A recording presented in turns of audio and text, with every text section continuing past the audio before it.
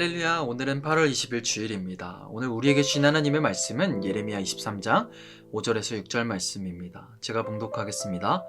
여호와의 말씀이니라. 보라, 때가 이르리니 내가 다윗의 한 의로운 가지를 일으킬 것이라. 그가 왕이 되어 지혜롭게 다스리며 세상에서 정의와 공의를 행할 것이며 그의 날에 유다는 구원을 받겠고 이스라엘은 평안히 살 것이며 그의 이름은 여호와 우리의 공이라 일컬음을 받으리라. 아멘. 성도 여러분, 목자의 역할은 무엇일까요? 목자는 양을 기르고 모으며 때로는 양이 위험에 처해 있을 때 양을 구해내는 역할을 합니다. 그러나 오늘 1절의 목자는 그렇지 않다고 합니다. 1절의 말씀입니다.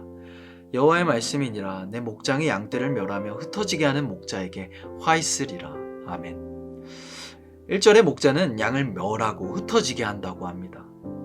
하나님께서는 내 목장의 양이라는 표현으로 이스라엘을, 그리고 내 백성을 기르는 목자라는 말로 이스라엘의 지도자를 비유했습니다. 이처럼 하나님께서는 자신의 양떼를 목자에게 맡기듯이 이스라엘의 지도자들에게 맡기신 것이죠. 하나님께서는 당연히 양들을 지킬 목자의 역할을 기대하며 양들을 맡기셨을 것입니다.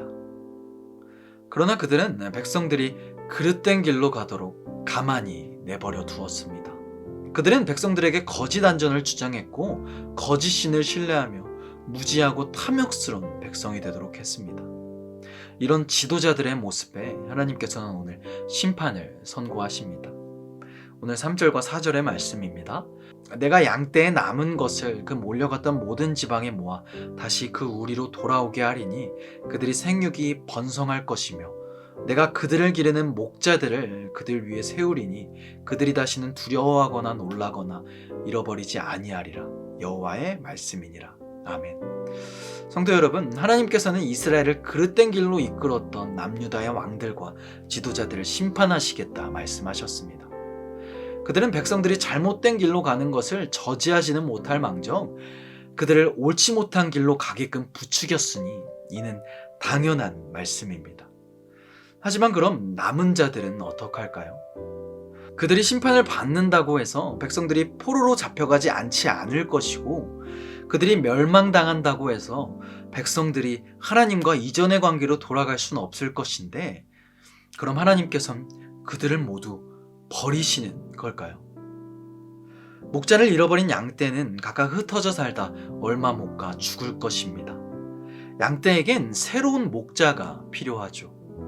그렇게 하나님께서는 3절의 말씀에 남은 양떼들을 모두 모아 우리로 돌아오시겠다 말씀하십니다. 그리고 4절의 말씀에 이전의 목자들과는 다른 새로운 목자를 세우실 것이라고 말씀하십니다. 이전에 거짓 목자들은 양떼를 바벨론으로 유배가게 했지만 이 새로운 목자는 남은 양떼를 가나안 땅에 돌아오게 하시고 생육하고 번성하게 하실 것입니다. 그리고 오늘의 말씀입니다.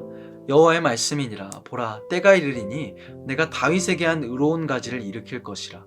그가 왕이 되어 지혜롭게 다스리며 세상에서 공의와 정의를 행할 것이며 그의 날에는 유다는 구원을 받겠고 이스라엘은 평안히 살 것이며 그의 이름은 여호와 우리의 공이라 일컬음을 받으리라. 아멘. 성도 여러분, 구약의 역사를 보면 이스라엘의 역사는 언제 끝나도 할 말이 없어 보입니다. 이는 마치 그들이 하나님을 시험해 보려는 것 같이 느껴지죠. 그래서 하나님은 기회를 주시고 또 기회를 주시다 결국 그들을 심판하십니다. 우리는 하나님의 심판을 구약 성경 안에서 여러 차례 볼 수 있습니다. 노아의 방주 사건과 소돔과 고모라 사건, 그리고 이스라엘의 바벨론 포로기가 그것입니다. 하지만 그 심판이 있다고 해서 하나님은 모든 인간들을 버리지 않으셨습니다. 노아의 시기엔 노아를 통해 믿음의 사람들을 건져내 주셨고 소돔과 고모라 사건 때는 롯과 그의 가족들을 건져내 주셨죠. 그리고 예레미야를 통해 하나님께서는 또 이스라엘을 구원해 줄 약속의 말씀을 하십니다. 다윗의 계열에 한 의로운 가지를 일으킬 것이라고. 성도 여러분, 구약의 역사를 통해 알 수 있는 것처럼 하나님께서는 우리를 심판하시는 분임이 분명합니다. 죄의 값은 사망이라는 말씀처럼 죄를 지었다면 심판을 받는 것은 당연한 일이죠. 하지만 우리가 오늘 본문을 통해 알 수 있는 사실은 우리가 죄를 짓는다고 해서 하나님의 그 구원 사역이 끊어지지 않는다는 것입니다. 인간의 계속되는 죄에도 끊임없는 불순종에도 하나님의 구원 사역은 계속된다는 겁니다. 성도 여러분, 이상하지 않으십니까? 싫어하는 행동을 계속하면 싫어할 만도 한데 하나님께서는 그런 우리임에도 끝까지 구원하시겠다는 겁니다. 어떤 대가를 치러서라도 우리를 구원해 내시겠다는 겁니다. 하나님께서는 오늘 본문에 다윗의 계열의 한 의로운 가지를 새로운 목자로 세우실 것이라고 말씀하셨습니다. 그분이 누구일까요? 맞습니다. 예수님이십니다. 이사야 53장에 이런 말씀이 있죠. 우리는 다 양 같아서 그릇 행하여 각기 제 길로 갔거늘 여호와께서 우리 모두의 죄악을 그에게 담당시키셨도다. 아멘. 동일한 죄, 작은 죄에 계속해서 넘어지는 우리를 위해 하나님께서는 하나뿐인 외아들까지 내어주셨습니다. 보잘것없는 우리를 위해 가장 소중한 것까지 내어주신 것입니다. 이 기가 막힌 사랑을 우리가 정말 알고 있다면 우리의 삶은 우리의 마음대로일 수 없습니다. 하나님과 멀어지려 할 수 없습니다. 오늘 하루 우리를 끝까지 포기하지 않으시는 그분을 생각하며 죄와 불순종을 이겨내는 성도님들이 되시길 바랍니다. 오늘 하루 그 구원의 기쁨을 다시 한번 만끽하며 하나님께 감사의 하루를 올려드리는 저와 성도님들이 되시길 소망합니다. 기도하겠습니다. 하늘에 계신 우리 아버지여, 이름이 거룩히 여김을 받으시오며 나라가 임하시오며 뜻이 하늘에서 이루어진 것 같이 땅에서도 이루어지이다.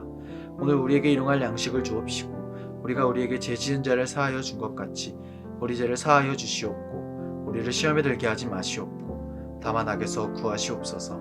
나라와 권세와 영광이 아버지께 영원히 있사옵나이다. 아멘.